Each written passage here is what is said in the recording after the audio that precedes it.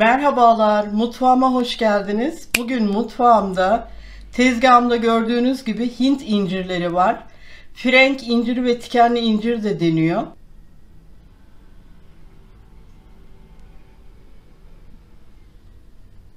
Tam mevsimi ve çok da sağlıklı olan bu meyveden güzel bir reçel yapacağız. Meyvemiz oldukça tikenli olduğu için soyması zor. Bunun için meyvelerimi şöyle genişçe bir kabın içerisine alacağım ve üzerine geçecek kadar su dolduracağım.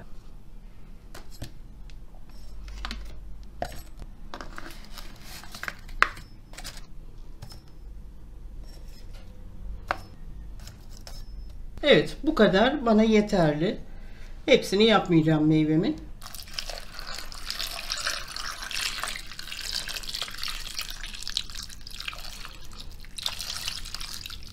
Bu suyun içerisinde meyvemiz yarım saat kalacak. Bu üzerindeki tikenlerin büyük bir bölümü suyla birlikte çıkıyorlar. Suyunu boşalttım. Çeşmenin altında tekrar doldurup şöyle hafif hafif sallayıp tekrar boşalttım. 2-3 defa yaptım bunu.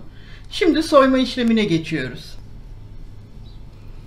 Ben yine de her şeye rağmen temkinli olmak istiyorum. Maşayla tutacağım. Biraz zahmetli bunu soyması. Şöyle iki ucunu alıyorum. Şöyle yapacağım. Evet.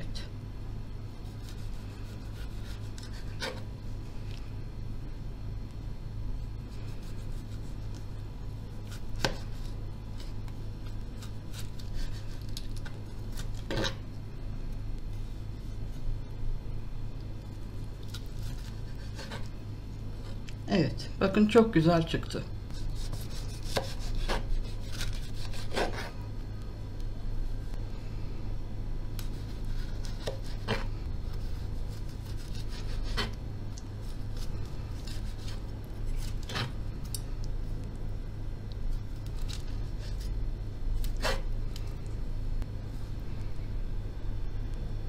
Arkadaşlar şöyle bir elimle yokladım. Hakikaten %80, %90 tikenleri gitmiş. Ama yine de ben korkarak yaklaşıyorum. Ama maşayı bıraktım. Böyle çok daha rahat olacak. Şöyle uçlarından yine alıyorum. Parmak uçlarınızla tutun.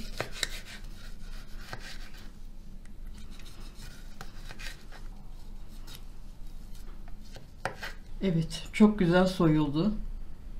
Şöyle koyuyorum.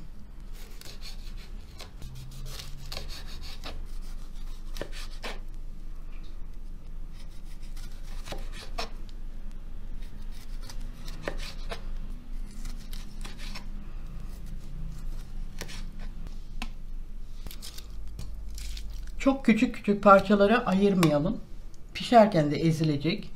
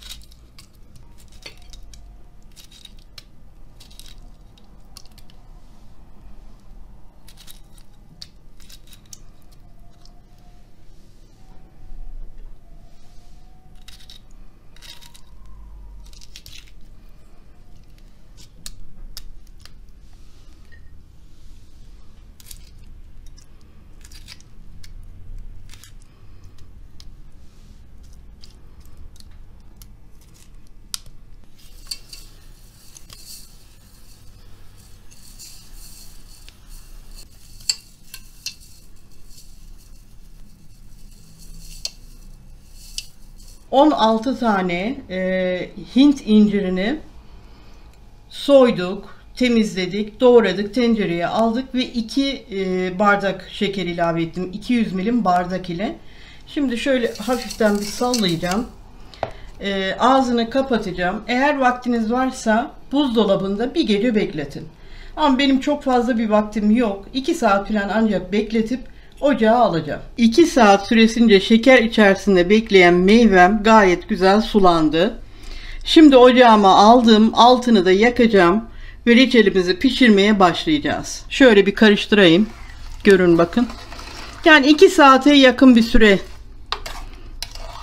bu şekilde bekledi. Gayet de güzel oldu. Altını yaktım. Çok harlı ateş olmasın. Kısa aldım ben. Bu şekilde kaynamaya bırakıyorum.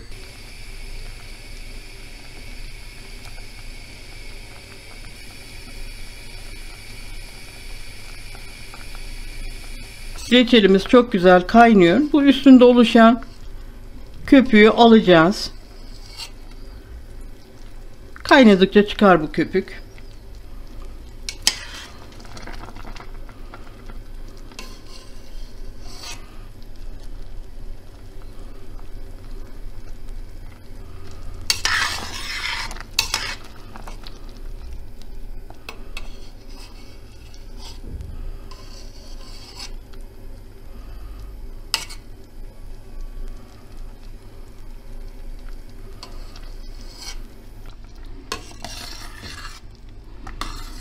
Yavaş yavaş kıvam almaya başladı. Size şimdi rengini göstermek istiyorum. Tam altın renginde, çok güzel.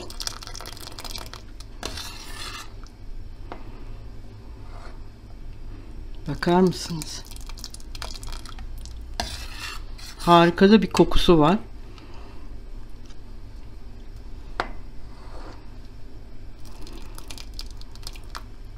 Biraz daha kaynayacak tabii. Şöyle bir yemek kaşığı limon suyu gezdirdim. Biraz da bu limon suyuyla pişsin.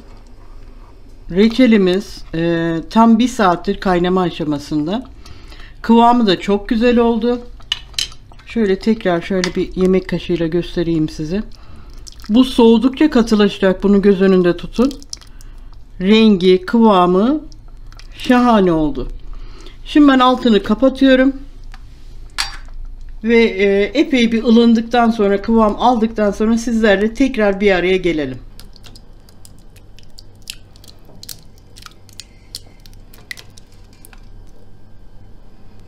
Hint inciri reçelimiz pişti. İnanılmaz bir lezzeti var. Kesinlikle tavsiye ediyorum. Kıvamı, rengi, kokusu inanılmaz güzel oldu.